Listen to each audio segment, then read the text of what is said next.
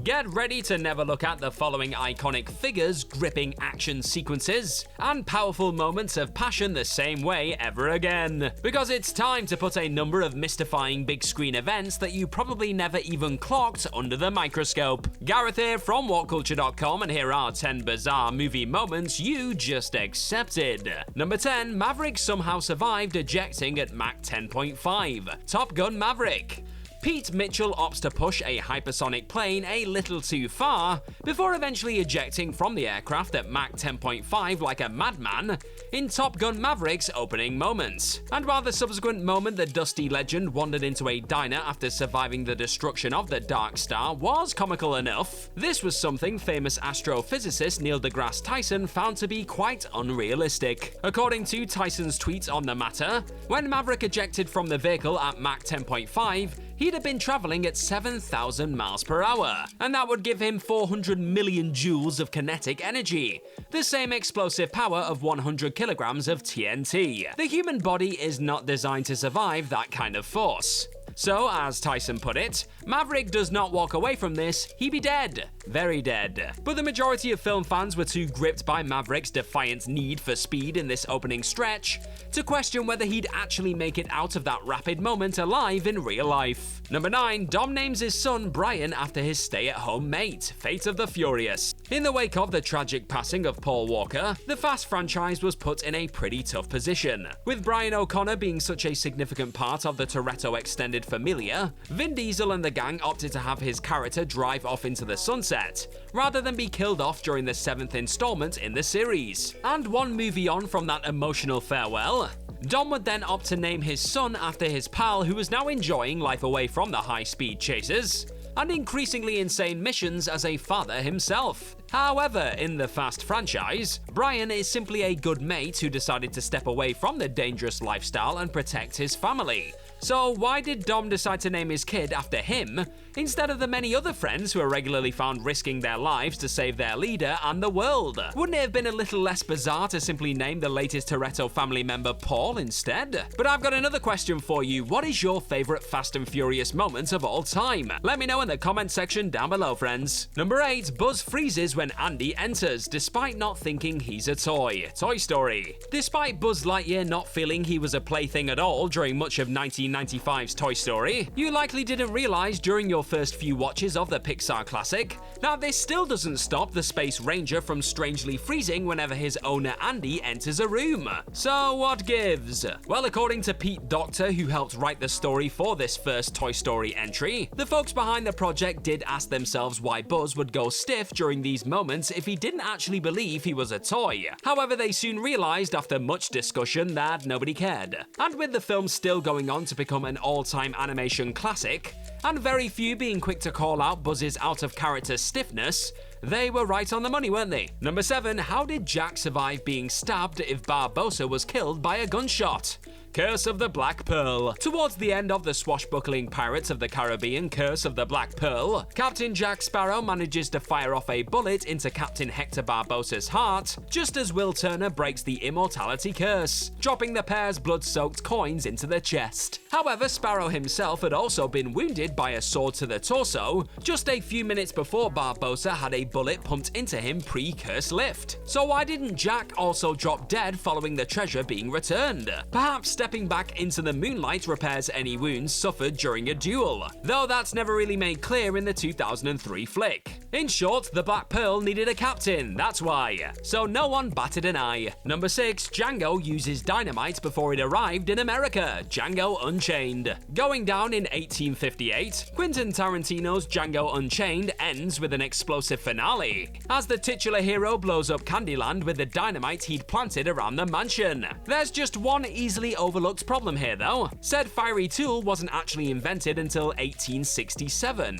meaning that it wasn't available in the US during Django's exploding of Calvin J. Candy's land. The fact this movie clearly goes down in Tarantino's alternate universe though could explain why this titular gunslinger was able to get his hands on an explosive device that hadn't even been made at that point in human history. Simply put, Tarantino does what he wants. And he wanted dynamite, damn it. Number 5. How did the tiles Indy held on to not crumble too after misspelling Jehovah. The Last Crusade. As the legendary whipcracker known as Indiana Jones attempts to make it across a floor of letters by spelling out the name of God, this silly professor of archaeology forgets that Jehovah starts with an I in Latin. Jones soon slips right through the floor before just managing to cling onto it and pulling himself back up to the surface. But surely if the other letters that didn't form part of that word of God around J were also as brittle, then they would have similarly crumbled when Jones put any weight on them, right? Steven Spielberg likely just didn't want to have his titular hero tumble to a horrible death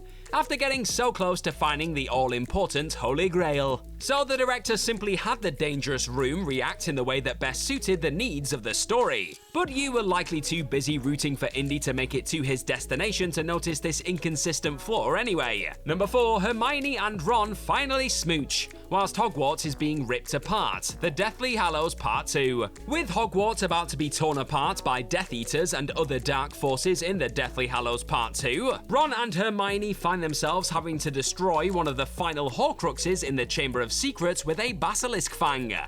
It's pretty intense stuff. Thankfully, they survive stabbing Helga Hufflepuff's cup, and after realizing that they had lived to tell this tale, the two lovebirds finally shared a passionate and rather soggy extended snug. How sweet! And it was that feeling of relief that these two had finally shared a smooch after all these years that largely overshadowed the fact that the magical pair had opted to waste precious time making out in a chamber instead of rushing back out to assist the folks trying to keep Voldemort from unleashing his army on their school. But who cares about trying to stop evil in its tracks when love is in the air, eh? Number 3, Joker just leaves after throwing Rachel out the window? The Dark Knight. In the wake of using a very poor choice of words, the Dark Knight launches himself out of a penthouse window to save his beloved Rachel from certain death, after the Joker opted to very much let her go. This being the mighty Batman, of course he manages to get a hold of his falling love and break her fall. The Clown Prince of Crime was still definitely left in a room full of innocent party guests, after the Bat opted to keep Rachel from becoming a pancake though. However, after Rachel is told by Batman that Harvey is safe, the movie then swiftly cuts to a Commissioner Gordon conversation. So, did the Joker just viciously slaughter a penthouse full of civilians in the moments post-Batfall? Or did he just suddenly decide the party was over and fled the scene before the Bat could react? Well, weirdly enough,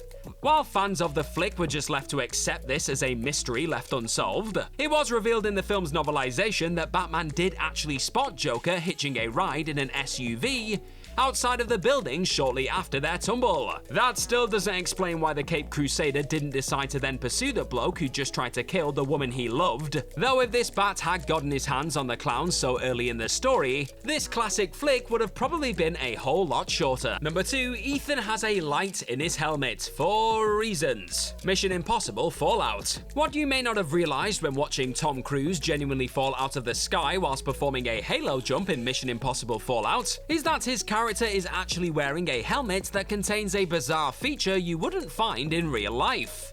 In order to capture the fact this was very much Tom Cruise within the suit, seen tumbling from such crazy heights, the team had to install some light into the star's oxygen mask/helmet that wouldn't usually be there. Trying to light an actor's face at nighttime as they're falling out of an aircraft would have been pretty tough, you see. So simply having Ethan's face be lit up by some internal lights, regardless of the fact they would have likely made it even harder to see for the character when executing such a difficult fall, was the preferred option for the team. And had it not been for those not exactly helpful lights, audiences would not have been able to spot that this was 100% Cruise. So it's safe to say that no one really cared about this illogical addition in the end. Number 1, Legolass's eyes keep changing color. The Lord of the Rings. Whilst filming Peter Jackson's epic Lord of the Rings trilogy, Legolas actor Orlando Bloom wasn't said to be the biggest fan of the contact lenses he was required to wear when bringing this warrior elf to life. In fact, the blue contacts that covered his naturally brown eyes did so much damage to them, he could only don them for short spells. And that's precisely why the Fellowship of the Ring members' eyeballs appeared to change color on a number of occasions throughout the Middle-earth story. There are certainly more than a few moments when the mighty elven archer can be seen sporting a set of piercing blue orbs. However, they seem noticeably darker during scenes like his conversation with Aragorn within Helm's Deep in the Two Towers. By the time Bloom returned for the Hobbit trilogy though, Jackson and co were able to consistently slap some pale blue eyes onto to Legolas, avoiding any other inconsistent eyeball moments that you were likely too busy counting the orc murderer's kills to catch in the first place. And that's our list of any other bizarre movie moments that people just accepted.